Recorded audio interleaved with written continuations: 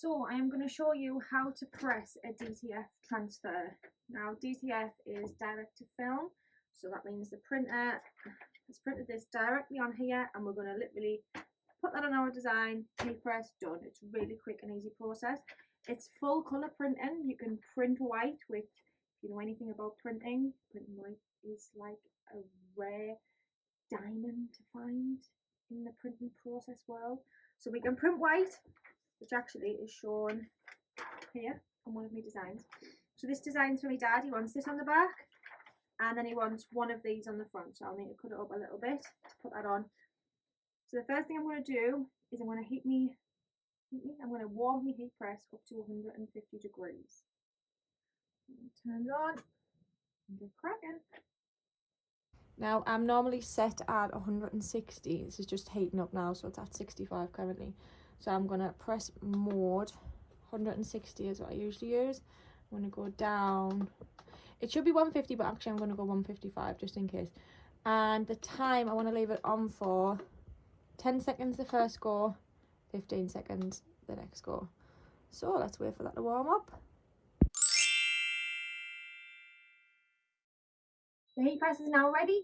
So I'm going to first press these t-shirts for about 5 seconds just to get the moisture out of them. So I do this with everything before I press it, vinyl or whatever, sublimation, because fabric holds water in the air and it messes up your design if it's got air, not air, if it's got water in it. So it's best to get it out and then start. You sometimes see the steam coming off it if it's got loads of water in as well. It's quite satisfying.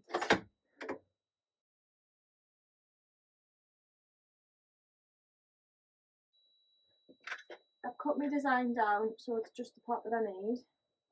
The only thing I don't like about DTF is that it's not sticky, the paper that it comes on, so there's nothing to keep it in place. You can use heat transfer tape, but honestly I just put it on, hope for the best, truthfully. So I'm just trying to work out whereabouts I want this placed. And now I'm going to press it for 10 seconds first. I'm not going to lie, it came out looking a bit dodgy. I don't know if that's meant to happen. But yeah, okay, we'll go with it. So with DTF, you don't remove the backing hot. You've got to wait till it's fully cooled down.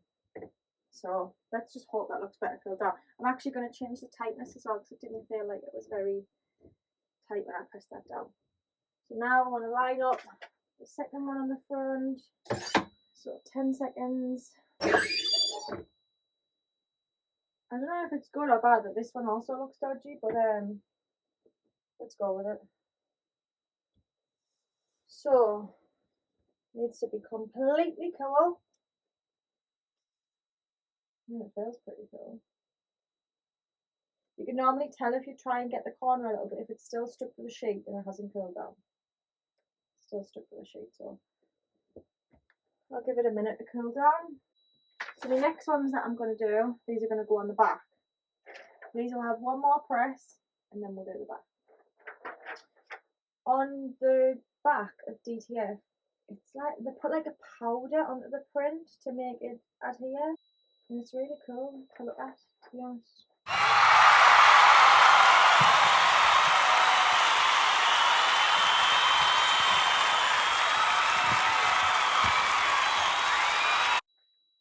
Okay, so there's that came off. It does look strange still. I think maybe we've got some uneven pressure on the heat press. So what I'm going to do is put a Teflon pillow under it just to rise it up. Get a bigger one. So I'll make sure that all of my heat is directed to just this print. And then what's really important is once you've took this off, this will stick to the top of your heat press. So you need some kind of sheet. This is a Teflon sheet, or you can use baking paper, whatever, just otherwise it will stick up here once that's been peeled up. And then now I'm going to give it about 10-15 seconds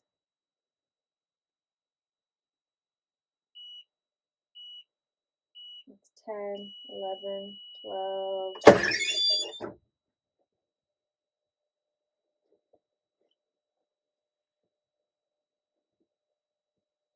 Oh, that's gone perfect. You can see that. But it's all totally into the garment now. Feels nice and soft as well. So I'm going to leave that one there for a minute. We'll go back to this one because this one has cooled down now. Peel that off. Back into here. Oh, nearly forgot. Clip on sheet. And that is how simple it is. You can keep watching till the end to see the back done as well, but that is literally it. Put the sheet on, heat it for 10 seconds, let it cool down, take the transfer sheet off, and you're good to go. Well, one more press, about 10 seconds, and then you're good to go. So that's the second one done. Now I'm going to go back to the first one because this one's cooled down. What I should say, if you're going to do both sides, obviously like I mentioned that this would stick. Oh, I'm now going to be flipping it over. Although this plate doesn't heat up, it still gets heat from this side. So I'm going to put a sheet on both sides to make sure that my front doesn't stick either.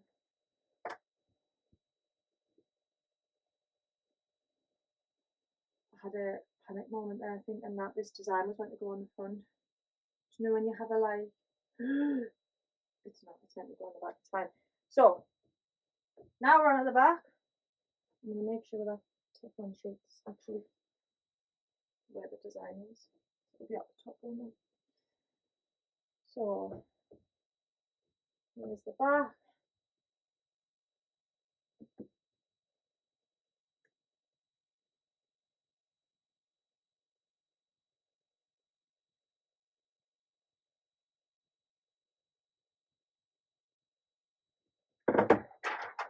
Got my design. So I just buy these in sheets off Etsy. I usually buy A4, and if I want smaller designs like the front, I'll fit as many as I can on an A4 sheet and then send them that. You need to make sure that your design is perfect when you send it off though, because obviously all you're paying the guy for is to print it. Yeah, to print it, not to check it over, make sure you spell everything right and all the rest of it. He's not doing that for you. So this is the first press for the back. Sometimes it's hard to resist the urge to want to just peel it off because that's what you do with vinyl. You whip it off and put it in the bin, but nope, don't do it, Holly. I'm going to put that one down there, cool down, and then we go again with this one.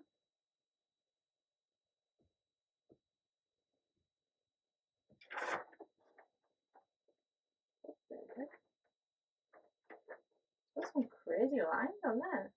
Can you see that? I hope that doesn't print. Right. So back to line it up and hope for the best.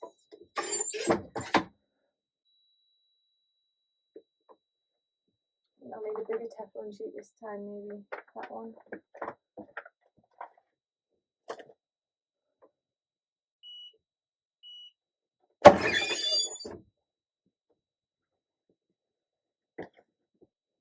So this cooling down. Bring this one back.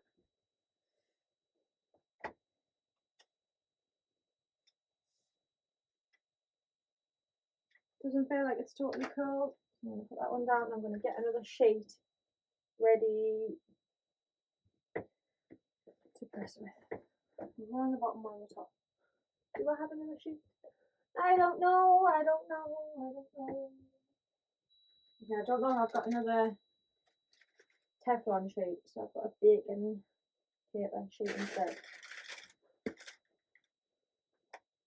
Check the front so close to it. I've never actually done the front and back using DTF. Right, let's get this off.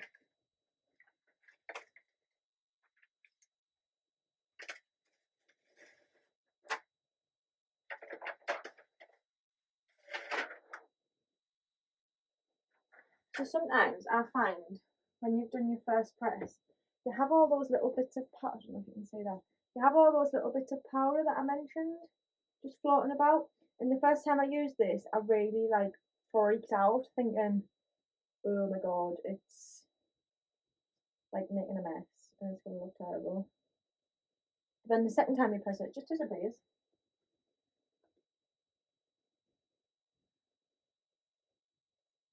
So I've got my sheet cover in the front. Now I'm going to put this to cover the back.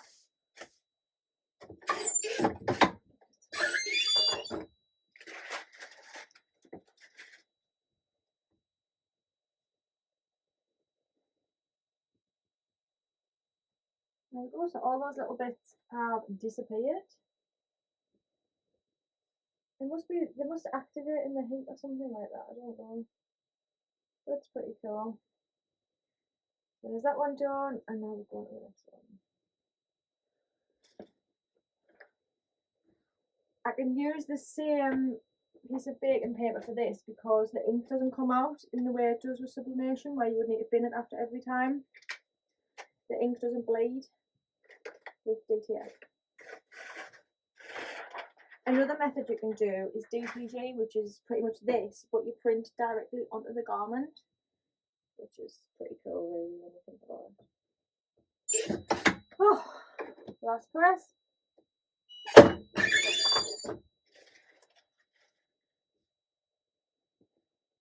And there we go, the next one done. So I hope that helped. Thank you for watching, and good luck with your DTF projects, or DTG, or whatever you're taking on.